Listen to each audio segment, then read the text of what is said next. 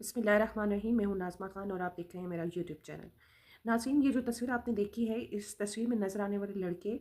और लड़की जो हैं, ये दोनों जो हैं दोनों कॉलेज में पढ़ा करते थे। दोनों लड़का और लड़की देसी हैं। इस लड़के ने इस लड़की की गर्दन पर छुरी रखी, इसे कुछ कहा और लड़की के इनकार करने पर इसे पे दर पे 9 वार इस पर कर दिए। ये लड़की ज़मीन पर गिर गई और ज़मीन पर लेट कर ये तड़पने लगी और लड़का भागकर बाहर मौजूद पेट्रोल पंप पर मौजूद मौजूद जो है वो पुलिस के पास जाता है और अपना जुर्म जो है वो कबूल करता है। और इसने अपनी और ये कहता है कि इसने अपनी गर्लफ्रेंड को कत्ल कर दिया है और इसको अरेस्ट कर लिया जाता है और क्राउन कोर्ट जो है इसमें इसको पेश किया जाता है। जब इस पर मुकदमा चलता है तो उसे 16 साल की जो कैद है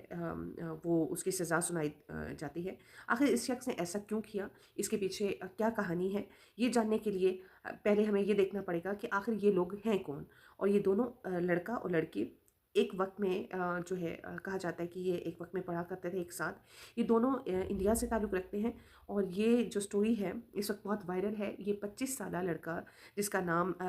श्री राम है और लड़की जो है यूनिवर्सिटी ऑफ हैदराबाद में दोनों जो है वो पढ़ा करते थे। वहाँ से ये जो लड़का है इसको ये लड़की पसंद आ जाती है और इसे ये कहता है कि मैं तुमसे दोस्ती करना चाहता हूँ और यूँ इनकी दोस्ती हो जाती है।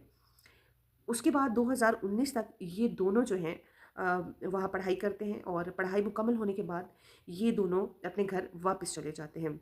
जब ये लड़का दोबारा लड़की से राब्ता करने की कोशिश करता है और बात करने की कोशिश करता है, तो ये लड़की जो है राब्ता करने से और मज़ीद ताल्लुक़ बढ़ाने से इनकार कर देती है। इस पर ये लड़का जो है वो बहुत सीख-पा हो जाता है और पूछता है कि ऐसा क्या हुआ कि जो लड़की है वो अब मज़ीद ताल्लुक़ नहीं रखना चाहती।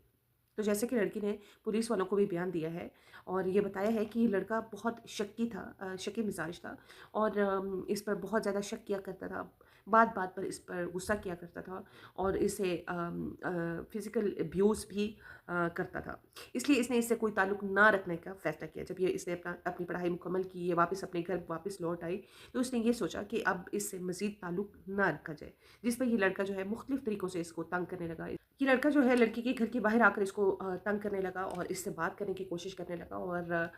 ये जितना वाक़या है ये मैं आपको इंडिया में ही ये वाक़या जो है वो रूनुमा हुआ है और ये सिर्फ़ इंडिया की बात हो रही है। बहरहाल उसको बहुत ज़्यादा शदीद तंग करने लगा और जो बात है वो घरवालों तक पहुँची और घरवालों ने पुलिस वालों को जो है वो शिकायत की और पुलिस को जब शिकायत की गई तो फिर ये लड़का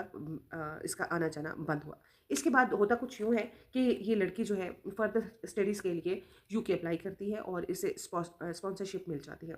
और अब लड़का जो है उसको किसी न किसी तरह इस बात की भिनक पड़ जाती है, इस बात की उसको खबर मिल जाती है और वो भी जो है वो वीज़ा अप्लाई कर लेता है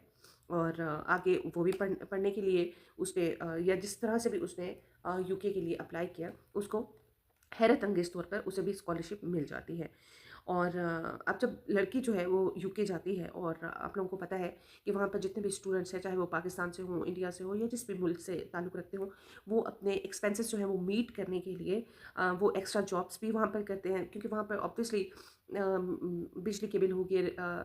रेज़िडेंट्स के और एक्स्ट्रा जो टैक्सेस होते हैं, उनको मीट करने के लिए जो स्टूडेंट्स हैं, वो वहाँ पर जॉब भी करते हैं। बहरहाल इस लड़की ने भी वहाँ पर जॉब जो है वो स्टार्ट कर ली और यूँ वो अ वहाँ के एक साउथ इंडियन रेस्टोरेंट में काम करना शुरू हो गई। अब जब ये लड़का यूके जाता है तो इस लड़की का पीछा करता है और अपने सोर्सेज़ को इस्तेमाल करते हुए इसको पता होता है कि ये लड़की कहाँ जा रही है, किस जगह पर जॉब कर रही है, कितने बजे जाती है और सारी जितनी भी डिटेल है वो हासिल करता है।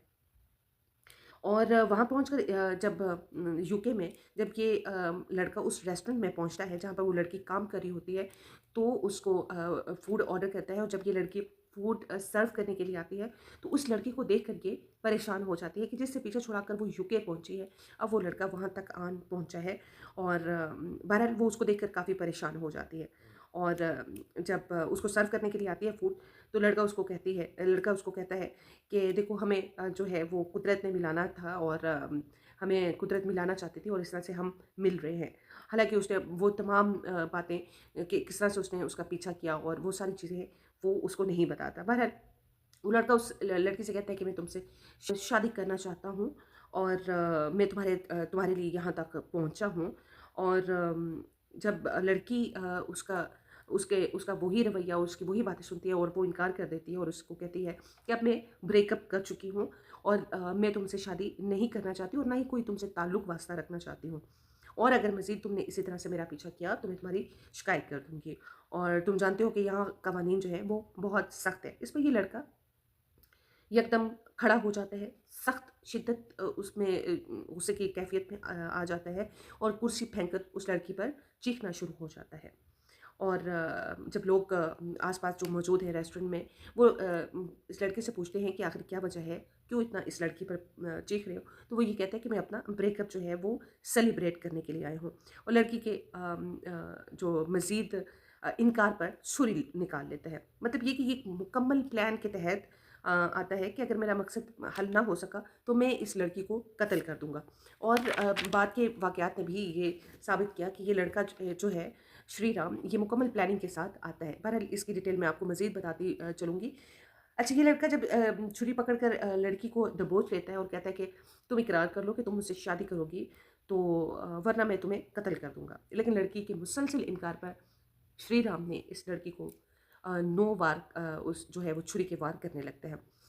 वहाँ पर मौजूद लोग अपनी-अपनी कोशिश करते हैं, लेकिन जैसे कि तस्वीर में दिखाया जा सकता है किसी किसी आदमी ने उसको वाइपर से, किसी ने डंडे के साथ कोशिश की कि उसको दूर करे, लेकिन बहरहाल ये अपना काम मुकम्मल कर लेता है, उस लड़की को 9 बार करके जो है खूनो-खून कर देता है। इसके बाद जो है ये खुद भागकर बाहर निकल जाता है और लड़की जो है ज़मीन पर तड़पने लगती है। जब ये लड़का बाहर निकल कर पुलिस वालों को वहीं पर मौजूद पेट्रोल पंप था कोई शायद, वहाँ पर उसको पुलिस वाले मिलते हैं और उनके आगे जाकर कहता है कि मैंने इस तरह से अपनी गर्लफ्रेंड को छुरी के 9 वार किए हैं और शायद वो कत्ल हो गई है। जब इसको पकड़ लिया जाता है और पुलिस वाले इसको पकड़कर अरेस्ट कर लेते हैं और इसके बाद जब पुलिस इसको पकड़ कर ले जाती है और जब इसकी इन्वेस्टिगेशन होती है, तो जो इसका मोबाइल मिलता है, वो इसके ही खिलाफ इस्तेमाल होता है। इसके मोबाइल में ऐसा मटेरियल मिलता है, जिससे ये पता चलता है कि ये मुकम्मल प्लानिंग के तहत वहाँ पर आता है और उसने ये सोच कर आता है कि अगर इस लड़की ने इनकार किया, तो मैं इसको कत्ल कर दूँगा। इसकी जो मोबाइल की गूगल सर्चिंग है, उससे ये पता चलता है कि छुरी को कहाँ ये श्रीराम जो है, ये गूगल सर्चिंग पे ये सर्च कर रहा था कि छुरी को कहाँ मारा जाए तो इंसान जो है वो फ़ौरन उसकी मौत वाक़या हो जाती है, और किस तरह से मारा जाए तो इंसान हमेशा के लिए जो है वो अपाहिज हो जाता है। इसके अलावा इन जनाब ने ये भी सर्च किया हुआ था कि अगर यूके में छुरी के वार से कोई मर जाए तो उसकी सज़ा कितनी होगी, और अगर वो ना मरे तो तब कितनी सज़ा हो सकती है। इसको जब खैर कोर्ट में लाया जाता है, तो इसका वकील इसको जिस तरह से वकील जो हज़रात जो हैं वो अपने मुवक्किल को जो है वो बरी करने के लिए या उसको थोड़ा-सा फ्लेक्सिबिलिटी देने के लिए, उनके पास सबसे बड़ा हथकंडा ये होता है कि उसको ज़हनी मरीज़ करार देने की कोशिश करते हैं। तो उसका वकील भी उसे उसने कोशिश की कि उसका जो वकील है, उसने भी ये कोशिश की कि ज़ाहिर किया जाए कि इसकी ज़हनी हालत जो है वो दुरुस्त नहीं। फिर वो बाकायदा तौर पर वहाँ पर एक टीम जो है वो तश्कील दी जाती है और मुकम्मल इन्वेस्टिगेशन के दौरान ये सामने आता है कि अगर ऐसा कुछ होता, अगर वो ज़हनी मरीज़ होता और उसकी ज़हनी हालत अगर ठीक ना होती, तो ज़ाहिर है जो ज़हनी तौर पर जो बीमार शख्स है, वो इतना समझदार नहीं होता कि वो इस तरह की जो सर्चिंग करे कि किस तरह से मारा जाए, तो क्या होता है और क्या नहीं होता। इसने बाकायदा तौर पर एक प्लान किया, कत्ल करने की नीयत से ये उस लड़की के पीछे आया। तो ज़ाहिर है इसकी ज़हनी हालत बिल्कुल दुरुस्त है कि उसने ये मुकम्मल प्लानिंग के तहत वो वहाँ पर उस लड़की के पीछे आया। अलबत्ता लड़की की हालत बहुत क्रिटिकल है, बच तो गई है, लेकिन कहा यह जा रहा है कि उसको इंतहाई गहरे ज़ख्म आए हैं और ऐसी चोटें आई हैं जिनका हील होना बहुत मुश्किल है, और अगर हील हो भी जाए तो इसमें काफ़ी वक्त लग सकता है। इसको बहुत अच्छी मेडिकल जो केयर दी गई है, लेकिन ऑब्वियसली ये लड़की अभी काफ़ी बड़े ट्रॉमा से गुजर रही है और बताती है कि अभी भी मुझे नींद में वो शख्स जो है वो मुझे मारता हुआ नज़र आता है, वो और वो इतनी डिस्टर्ब है। आजकल हमारे माशरे में ऐसे नौजवान जिनको ज़हनी मरीज़ तो नहीं कहा जा सकता ऑब्वियसली, लेकिन इनकी हठधर्मी और ज़िद्दी इनको कहा जा सकता है, और ज़्यादा कहना मुनासिब होगा जो इनकार नहीं सुन पाते। और अगर कोई शख्स अपनी ज़िंदगी में आगे बढ़ना चाहे तो उसे ये पूरा हक है कि वो आगे बढ़ जाए, और पीछे रह जाने वाला शख्स जो है वो उसको समझना चाहिए कि अगर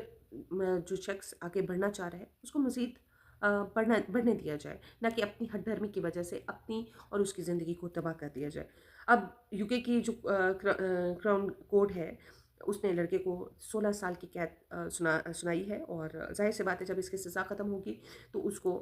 डिपोर्ट कर लिया जाएगा, और इसका ना ही तो कोई प्रेज़ेंट है और ना ही कोई फ्यूचर है। लेकिन इसके साथ-साथ उसने इस लड़की का भी की ज़िंदगी जो है वो भी अजीरन कर दी, और वो इन ज़ख्मों से तो जल्दी नहीं तो देर से हील हो ही जाएगी, लेकिन जितना ये वाक़या उसके ज़हन पर बुरी तरह से असरअंदाज़ हुआ है, वो काफ़ी अरसे तक शायद वो उसको याद रखेगी। अपनी दुआ में याद रखिएगा। अल्लाह हाफ़िज़।